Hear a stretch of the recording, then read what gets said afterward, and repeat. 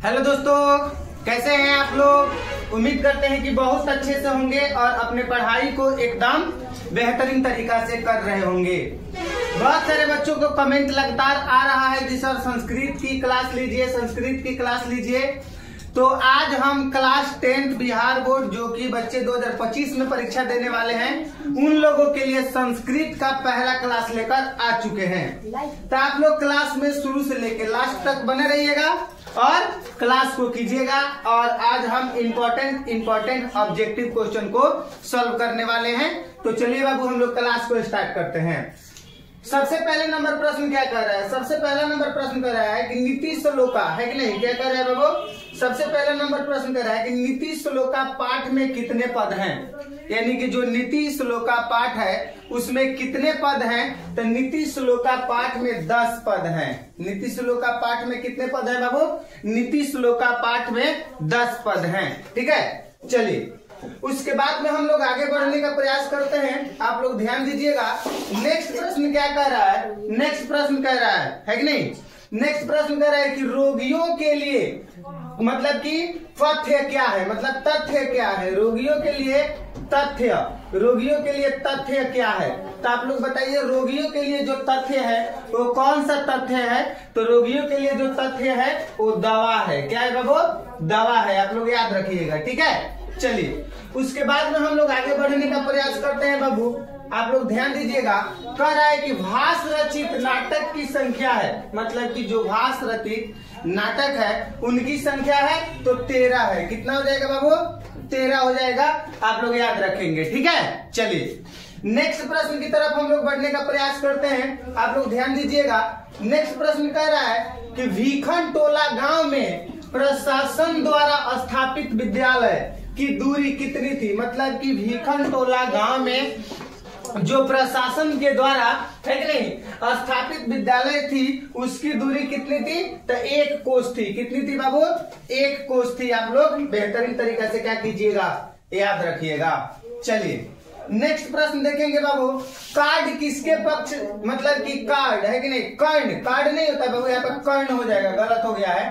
कर्ण, कर्ण किसके पक्ष से युद्ध करता था। मतलब कि जो कर्ण था वो किसके पक्ष से युद्ध करता था, है कि नहीं। तो कौरव के पक्ष से युद्ध करता था कर्ण। आप लोग याद रखेंगे, ठीक है। चलिए उसके बाद में आगे बढ़ते हैं। देखिएगा, ध्यान दीजिएगा बाबू।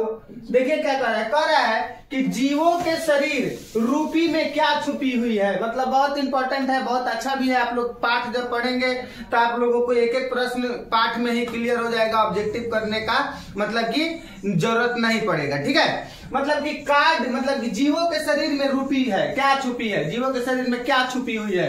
तो आत्मा छुपी हुई है, ठीक है।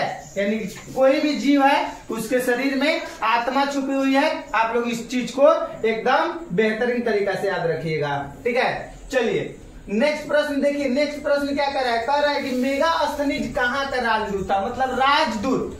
बाबू आप लोग ध्यान रखिएगा, राजदूत, यहाँ पे एक शब्द आया है राजदूत। राजदूत हम लोग क्या कहते हैं बाबू, मतलब कि कोई भी देश का कोई भी राजा होता है वो अपना संदेश किसी दूसरे राजा के पास में भेजता है। मान लीजिए कि कहने का मतलब ये है कि मतलब कि कोई राजा है और अपना संदेशा को किसी दूसरे राजा के पास में, मतलब अपने बातों को किसी दूसरे राजा के पास में भेजता है तो राजदूत से भेजेगा। यानी कि राजा का एक दूत होता है, स्पेशल होता है, उसी से वो संदेशा भेजा जाता है। तो कौन था बाबू, आप लोग बता दीजिए। क्या हो जाएगा, मेगास्थनीज जो था वो कहाँ का राजदूत था।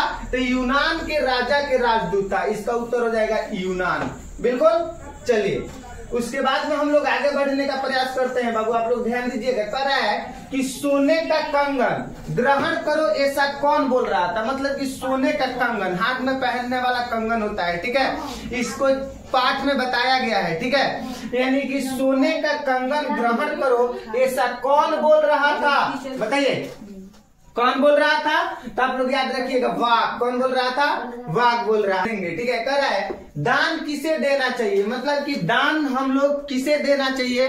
परंपरागत तरीका से लेसन में बताया गया है कि दान जो है वो किसको देना चाहिए, तो काफी आसान है, गरीब को, राजा को नहीं, मंत्री को नहीं, अमीर को नहीं, बल्कि गरीब को दान देना चाहिए। ठीक है, आप लोग याद रखेंगे। ठीक है, चलिए उसके बाद में देखेंगे बाबू, देखिए संस्कार बहुत सारे संस्कार होते हैं।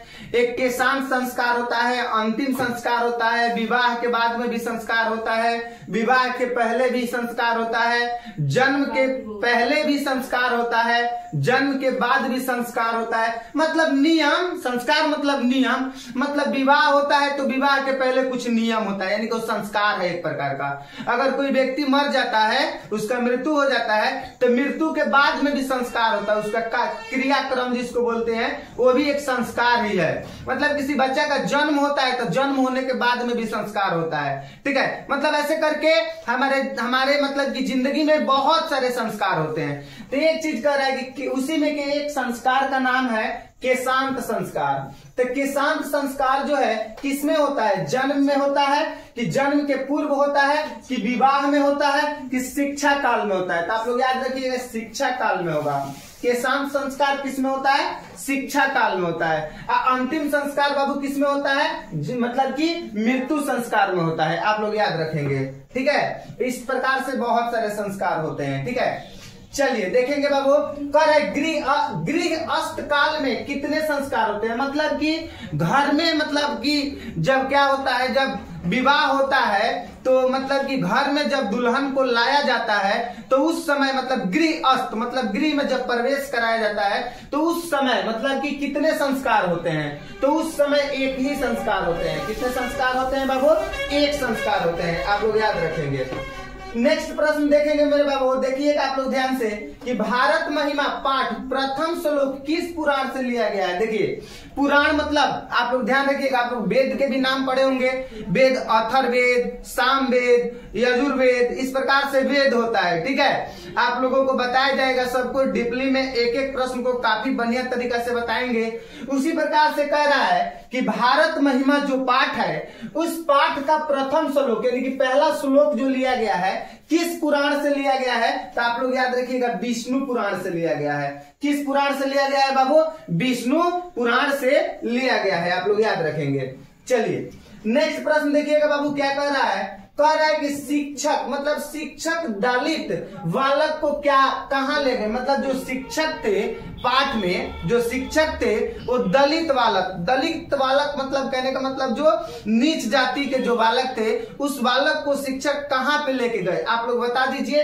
तो उस बालक को कहाँ लेके गए थे बाबू, विद्यालय में लेके गए थे। कि क्या चीज के लिए लेके गए थे, तो पढ़ने के लिए लेके गए थे। ठीक है बाबू, चलिए आगे बढ़ने का हम लोग प्रयास करेंगे। ठीक है, देखिए कह रहा है कि किस गांव में निर्धन लोग रहते थे। मतलब वो कौन सा गांव था जिस गांव में निर्धन लोग रहते थे। तो कौन सा गांव में निर्धन लोग रहते थे बाबू, तो गांव का ही नाम है भीखन टोला। ठीक है, इसी गांव में निर्धन लोग रहते थे। ठीक है, चलिए नेक्स्ट प्रश्न देखने का प्रयास करेंगे बाबू, आप लोग ध्यान देंगे। नेक्स्ट प्रश्न क्या कह रहा है, नेक्स्ट प्रश्न कह रहा है संस्कार, मतलब कि संस्कार नहीं बाबू, संसार, यानी संसार के बच्चों का सच्चा रक्षक कौन है। मतलब कि जो संसार है उस संसार के जितने भी बच्चे हैं उनके सच्चा रक्षक कौन है, माता पिता भाई बहन। तो ये काफी इंपॉर्टेंट और काफी आसान प्रश्न है, इसका उत्तर हो जाएगा माता। बिल्कुल, कोई भी बच्चा है, छोटा है बड़ा है, उसका सच्चा रक्षक उसका माँ होती है। ठीक है, चलिए उसके बाद में आगे बढ़ने का प्रयास करेंगे, देखिएगा ध्यान से। नेक्स्ट प्रश्न क्या कर रहा है, पटना नगर में पालिका देवी, मतलब कि पटना का जो पालिका देवी है, पटना के जो देवी है उसको मतलब उनका नाम क्या है, तो पटन देवी। बाबू यहाँ पे डबल हो गया है, पटन देवी। क्या हो जाएगा, पटन देवी। आप लोग याद रखिएगा, जो कि बिल्कुल आसान है। ठीक है, चलिए आगे बढ़ने का प्रयास करेंगे। देखिएगा कह रहा है कि नरक के कितने द्वार होते हैं, नरक के द्वार। ठीक है, मरणोपरांत की बात किया जा रहा है, मरणोपरांत यानी कि मरने के बाद, मतलब मृत्यु संस्कार सब हो गया उसके बाद की बात किया जा रहा है। तो कितने होते हैं, 3 होते हैं। आप लोगों को याद रखना पड़ेगा। जी बिल्कुल, चलिए बाबू नेक्स्ट प्रश्न देखिए, काफी बढ़िया प्रश्न आ गया। कह रहा है दलित पुरुष का क्या नाम था, मतलब जो दलित पुरुष था उनका नाम क्या था, तो दलित पुरुष का नाम था राम प्रवेश राम। क्या नाम था बाबू, राम प्रवेश राम नाम था। ठीक है, चलिए नेक्स्ट प्रश्न आप लोग देखने का प्रयास करेंगे। नेक्स्ट प्रश्न क्या कर रहा है, नेक्स्ट प्रश्न कह रहा है कि किसका नाम मूल शंकर था। बिल्कुल बता देंगे आप लोग, मतलब कि इनमें से किसका नाम मूल शंकर था। तो किसका नाम मूल शंकर था बाबू, है कि नहीं, तो दयानंद का नाम मूल शंकर था। ठीक है, चलिए नेक्स्ट प्रश्न आप लोग देखेंगे बाबू। नेक्स्ट प्रश्न क्या कह रहा है, नेक्स्ट प्रश्न कह रहा है कि घर में आग लगने पर कौन नहीं भागा। मतलब कि जब घर में आग लगा हुआ था तो उस समय कौन नहीं भागा था, तो आलसी लोग नहीं भागे थे जब घर में आग लगा था तो। ठीक है, आप लोग याद रखेंगे। नेक्स्ट प्रश्न देखिएगा, नेक्स्ट प्रश्न क्या कह रहा है, नेक्स्ट प्रश्न कह रहा है कि अथर्ववेद आप लोगों को अवगत बताए हैं हो, अथर्ववेद, सामवेद, ऋग्वेद मतलब बताए हैं ना। तो अथर्ववेद में कितने मतलब कि ऋषि, कितने ऋषि के पत्नियों का वर्णन किया गया है कि नहीं अथर्ववेद में। तो आप लोग बता दीजिए कितना हो जाएगा, 5 हो जाएगा।